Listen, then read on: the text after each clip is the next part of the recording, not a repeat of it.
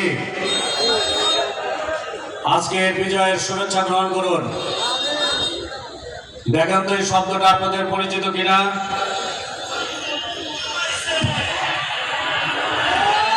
চিনেন এই শব্দটা? শব্দটা কি? পালাইছে রে পালাইছে, শেখ হাসিনা পালাইছে। মনে পড়ে? আজকের দিনের স্লোগান ছিল পালাইছে রে পালাইছে।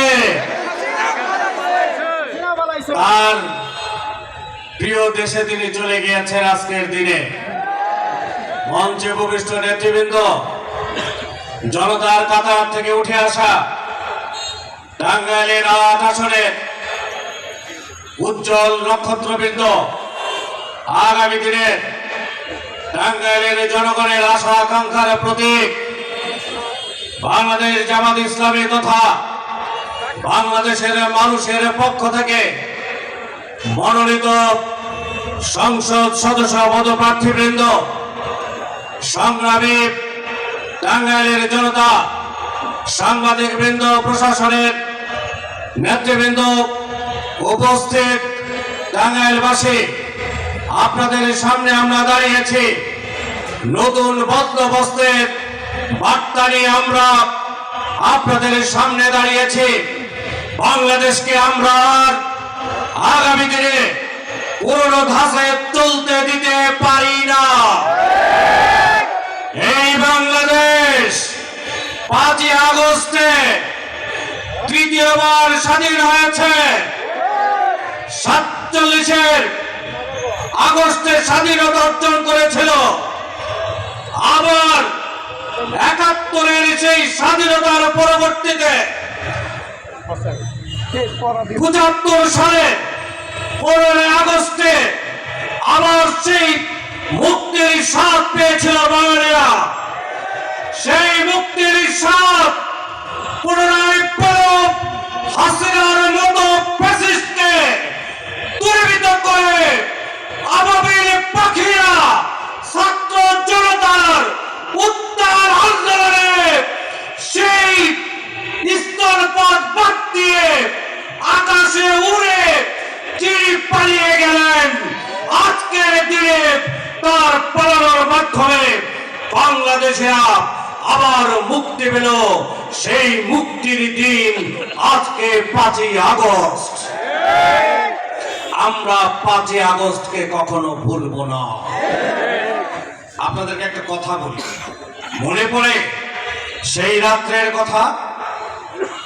গভীর রাত্রে যখন ঢাকা বিশ্ববিদ্যালয়ের হলগুলি থেকে স্লোগান উঠল, আমি কে তুমি কে,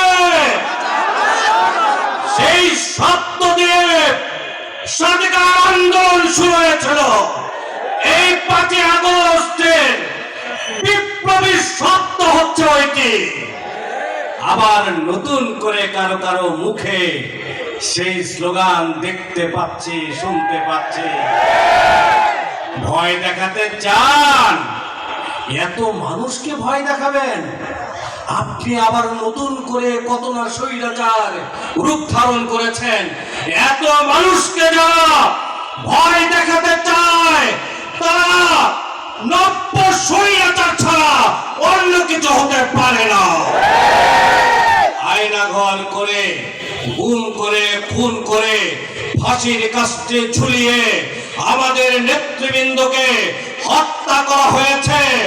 আবার নতুন করে কেউ যদি ষড়যন্ত্র করেন, হেলিকপ্টার উনি পেয়েছিলেন, আপনারা কি পাবেন চিন্তা করে দেখবেন। কোন যান যাবে, কোন যানবাহনে আপনি যাবেন সেটা ঠিক করে কথা বলবেন, তার আগে সাবধানে থাকবেন। আপনারা বাংলাদেশের প্রত্যেকটি মানুষ আন্দোলন সংগ্রামে যারা ছিলেন তারা সবাই আমাদের বন্ধু, আমাদের ভাই, আমাদের প্রিয় ব্যক্তি।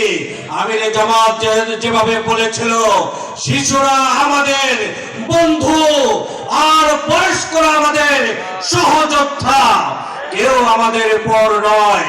আমরা সবাইকে নিয়ে আগামী দিনের বাংলাদেশ গড়তে চাই। আজকের 5 আগস্ট মানিক মিয়া ইউনিয়নে ঘোষিত হচ্ছে নতুন বন্দোবস্ত। আমরা চাই এমন কোন শব্দ থাকবে না যে নতুন বন্দোবস্তে আবার ফ্যাসিজমের কোন একটি লাইন বা শব্দ উচ্চারিত হয়, এরকম কোন শব্দ যেন সেখানে না থাকে। আর আমরা বলতে চাই, এদেশে সংস্কার ছাড়া কোন নির্বাচন হতে দেওয়া হবে না। নির্বাচন করবেন, সংস্কার ছাড়া নির্বাচন করেন, আমরা যা গেলাম না। কি কারে দিয়ে নির্বাচন করেন? আপনি কত রকম নির্বাচন করতে পারেন, করেন তো। পিয়ার পদ্ধতিতে নির্বাচন করতে হবে। পিয়ার পদ্ধতি হচ্ছে প্রত্যেকটা মানুষের হক আদায় করা, প্রত্যেকটা মানুষের ভোটের অধিকার পিয়ার পদ্ধতিতে নিশ্চিত হয়। আপনারা 30% ভোট পাবেন আর 70% ভোট যারা পাবে তাদের অধিকারকে খর্ব করবেন, তা হতে পারে না। ওই 70% আগামী দিনে শাসন করবে। প্রিয় বন্ধুরা, পিয়ার পদ্ধতির নির্বাচন হলে এমনও হতে পারে, যদি শুধু উচ্চ কক্ষেই হয় পিয়ার পদ্ধতি, তাহলে এমনও হতে পারে যে নিম্ন কক্ষে যারা সংখ্যাগরিষ্ঠতা পেল সরকার গঠন করার জন্য, তারা উচ্চ কক্ষে গিয়ে ভোটের রেশিও অনুযায়ী সংখ্যাগরিষ্ঠ নাও হতে পারে। যদি না হয় তাহলে একটি ব্যালেন্সি সংসদ গঠিত হবে। কেউ আর ফ্যাসিজম কায়েম করতে পারবে না। হুট করে আপনি সংবিধান সংশোধন করবেন, হুট করে আপনি এটা করবেন ওটা করবেন, ওই দিন ফুরিয়ে গেছে ভাই।